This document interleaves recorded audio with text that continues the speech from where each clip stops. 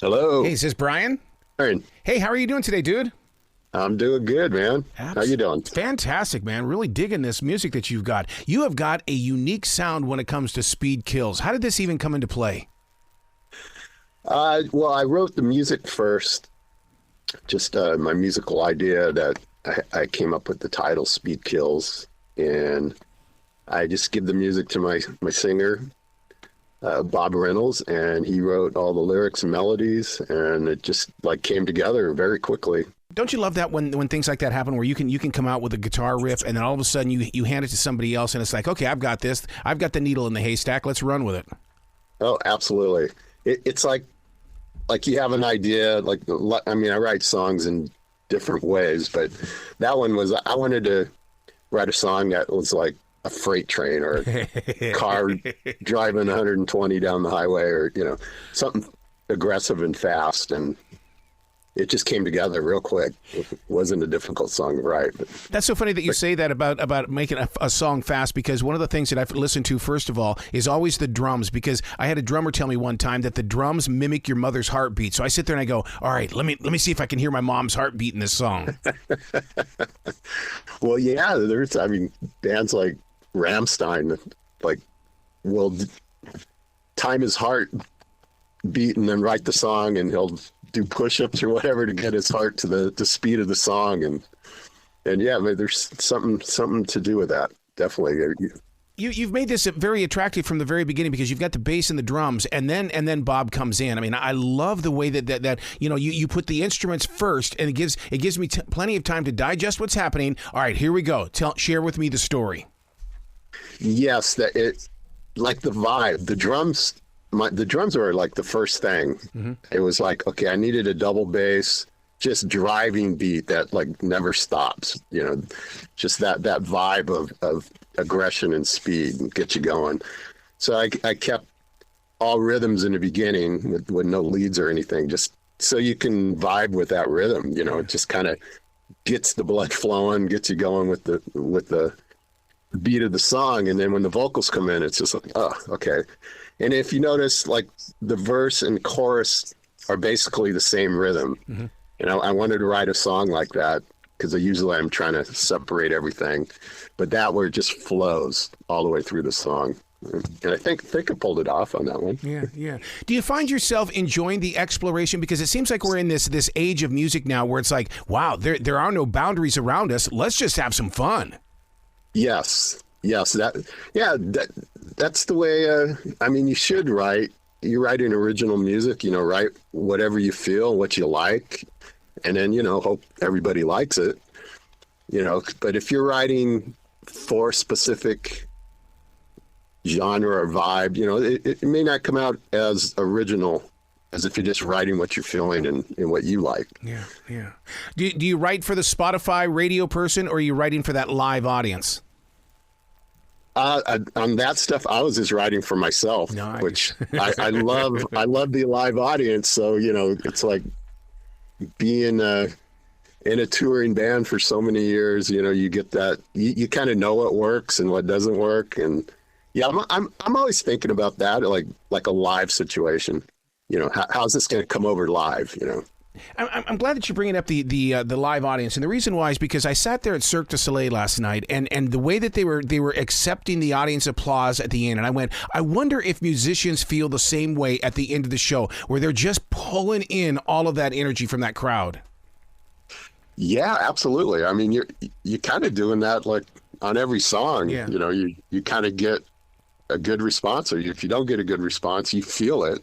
You go, that didn't go over so well, or you'd play a song and you go, oh man, that went over so good. We got to keep doing that. Oh, absolutely.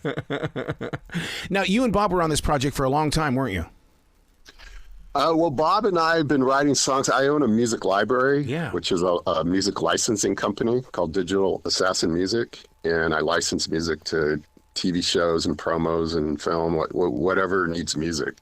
And we've been writing songs together for, 10 years now. And we would write a song and it would be like, man, this is really good, man. We should have a band. So, yeah, it took several years before we actually decided to put a band together. And, yeah, So Bob's been around for a while with me, and just love writing with him. We just kind of complement each other. See, listeners don't understand that when it comes to putting those production libraries to this. Right. Right. Yeah, definitely. I mean, when I started the music library, because I've always been in bands. So it was kind of like I was trying to write like it was a band. And then over the years, I've learned to write for certain situations, because there are those situations where they want a certain type of rhythm or a certain type of vibe, because it's all about the feel of the song. They're looking for an emotion to fill a scene in a movie or a TV show or a promo or whatever it is. So yeah, there's like two sides there. Like if I go into writing mode for the library, a lot of times it's not what I would write for my own band, or for myself. But yet, I found in the beginning that's what I was trying to do, and the more I pulled away from that, it became easier to write for the library. Because when I write for myself, I get a little, perfectionist. Like, oh no, this has to be just the way I want it. But in the library, it's more, you can pick a genre or pick a vibe and just write for that feeling and that emotion. How do you keep the peace between the separation between the church and state? Because, I mean, there are so many things that I do in my creative world, and people go, how do you do it all? I go, I don't know. I just know what needs to be done. Right. Yeah, it's definitely something that just kind of, at least in my situation, it has to come to me. If I'm trying to be creative, there's days that I don't feel creative. I can't even write my name, it's like, okay. And then there's other days where I can write a book, it just comes out. I'll write 3 songs in a day and go, oh man, these are all good. But some days or some weeks, some months, it's hard. You get that writer's block. But just kind of have to go out and experience life. Things that come to you. Oh, that's I listen to a lot of music. So I'm listening to music all the time. So I get inspired. You have to. Oh my God. Absolutely. I mean, it's one of those things where people, like when they go, oh, I only listen to one genre of music. You're lost. You're lost, man, because there's a lot to explore out there. People have joked about, because like my iPod has so many different styles of music, and they'll go, dude, you listen to Frank Sinatra? What's that jazz stuff doing on there? It's like, I love all kinds of music. I like good music. If it's good, it can be in almost any genre. If it's a good song, or something that captures an emotion you're feeling, or I like all kinds of music. But I'm a metalhead at heart. Rock's always been my main thing. I don't play a lot of that music I listen to, but I love listening to it. So speaking of rock, Live the Rock Volume 1, does that tell me there's going to be 2, 3, 4, and 5? Well, that's a company that Ron Keel started. Yeah. And that was his first release on that. I'm assuming that. I'm assuming he's going to be putting out other volumes. I hope he does. Yeah. It was a good concept. I mean, back in the 80s when like Mike Varney and Brian Slagle was putting out compilations, he's kind of following that same pattern, which I think is a great idea, because it gets a lot of new bands out where people can hear new bands. I remember going over to Ernie's Records and Tapes and buying only compilations. Right, look, Metallica, they were on Brian Slagle's. A lot of big bands, came out of those compilations. Yeah. So are you on the road? Are you going on the road? Where's the swag? Let's get some listeners to buy swag from you. Yeah, I mean, Dogbone. Well, first to go back, I mean, Dogbone was I first started putting Dogbone together when I left Keel in 1989, and we went for a couple of years there, doing shows in Hollywood and Southern California, and that was right when the grunge scene was taking off and Nirvana hit, and our style of music, the companies weren't interested, and it was really hard to get anything going at that time with this style. So that ended that section of the band. So it wasn't until this last couple of years that Keel's drummer Dwayne Miller and I were talking, like, dude, we need to do something else, because Keel's not doing a lot of shows, and we go, well, let's put something together. I was like, why not reform Dogbone? Because we never really finished it. Yeah. When we started back then. So we're in the process of just getting this going. Speed Kills is the first single out there. That's it. I have a brand new single, which will be out in the next month or two, along with a video. And we're trying to put this together. You know, hopefully we get some shows going. We'll definitely let everybody know when that happens. So you hit something there that a lot of people don't understand as listeners, and that is that the record companies are in or were in control. But don't you like the way that it is today, where you are the CEO and president of Me Incorporated? Oh, absolutely. I mean, yeah, back in the day, like, you needed that. If you were going to do anything, you know, you needed that backing of a record company, and they ran it, you know, they owned it.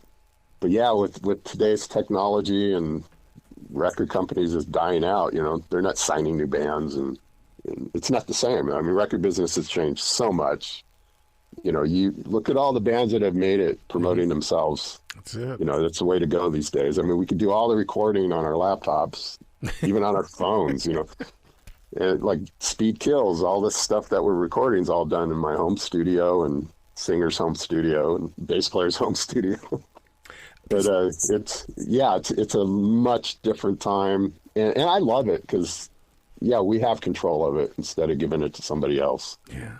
So were you shocked that Dogbone was not already taken? Yeah, to be honest, yeah. When we had it, we found the name in 1990. It was like, yeah, there's no bands. I mean, we didn't have the internet back then, and but even today, when it started again, there was nobody called Dogbone, at least not any band that, you know, had a record deal or had albums out or anything. Yeah. Were you shocked when Kiss unveiled their Navatar concert? I mean, to me, as a fan, it's like, oh my God, I knew there was going to be another level. But then I start thinking about the other musicians. Will you grow in an area like that too, to figure out ways to reach fans in this world, the metaverse world? Yeah. Yeah, it's kind of a scary thing because we don't really know where it's going to go. Yeah. I mean, are they trying to put musicians out of business? Uh-oh. You know, or is it just going to be something that's new technology that, you know, we all can explore?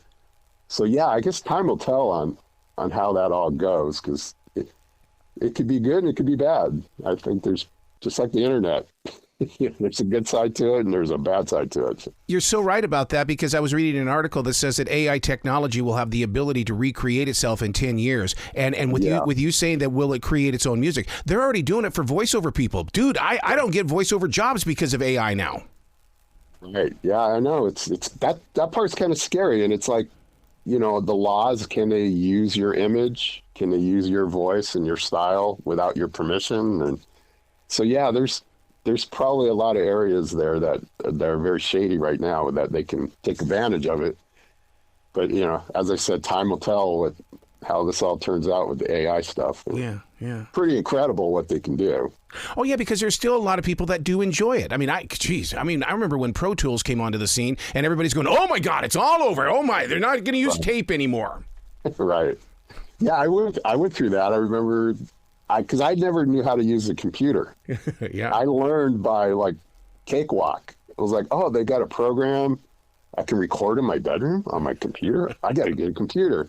So I learned the computer of just how to control the system, the Cakewalk at the time I was using. And so, so it'd be like, oh, somebody said, oh, copy and paste. I was like, I didn't even know how to do that. I had to learn how to use the computer through making music on the computer. So it's kind of funny. Yeah, you have to adapt this new technology. I know a lot of people don't like it, but you're going to have to adapt because it's changing the world, that's for sure. Well, the one thing that I love that most musicians are talking about, and I'm sure you will too, only one person can put the humanism in music, and it's you guys. A computer cannot. Absolutely. Yeah, I don't see... How can you go to a concert and not really watch the band playing live and actually singing and playing their instruments? You know, it's look how these massive audiences, look at the last Metallica tour and Pantera out there, massive football stadiums of people loving live music. So, you know, I don't know if that's ever going to go away, because people do want to get out and see a live band. We definitely, as musicians, want to get up and play. So, as time will tell, I guess. Yeah, I've got to be able to feel that bass guitar in my heart, and then in my head it says drums, and then here comes the vocals because my mouth has to sing something. Yes, absolutely. Absolutely. So where can people go to find out more about Dogbone, sir? Well, we have a YouTube page. You could go to the Dogbone the Band on YouTube, and also Facebook and Instagram, the same Dogbone the Band. My Facebook and Instagram is Brian J Guitar and Brian J. So you can find us out there. I mean, go on our YouTube page, we have a lyric video that just came out a few weeks ago. Nice. For Speed Kills. So go on there and we'll be posting a lot more videos up there. We're in the beginning stage, so we don't have a lot of content, but we're working on it and we should be out soon. A lot of new stuff going on. You got to document this. You got to create a journal around this because somewhere down the road, 10, 15 years from now, people are going to say, so what was it like? Well, I think it went this way. Yeah. You talking about the band? Yeah, I think so. I mean, just musically in general, because it's one of those things that with what's happening with our lives, we're all getting older. But who's carrying that story forward? But the interpreter, who's picking up the music, saying, "Oh, this is what they were really like," when that wasn't really the story. Right. Yeah. I guess with having like YouTube and you're able to document things a lot as you go. And, if you die off or when you die off, people still have that to go back to. So I guess it is up to for us to tell our story along the way and document that. And I know a lot of bands are doing that, using this technology to, if they're gone in 5 years, you can watch, you can listen, you can buy, it keeps going. Well, as long as somebody's running it and keeping it going. That's right. Yeah. Dude, you got to come back to this show anytime in the future. The door is always going to be open for you. Oh, thank you. Excellent. And if you come through Charlotte, man, we got to get together for a face-to-face conversation. That'd be great. I haven't been to Charlotte in a while. Well, come on down, as they say here in the South. Yeah, you guys, weather's a little different. I'm in Southern California, so wintertime, hey, it feels like summer. Yeah, you don't want us today. We went down to 23 last night. You don't want a piece of this action. Yeah, I know the feeling. Well, you be brilliant today, okay, Brian? Hey, I appreciate the time, man. Thanks for having me on here, and let's talk again.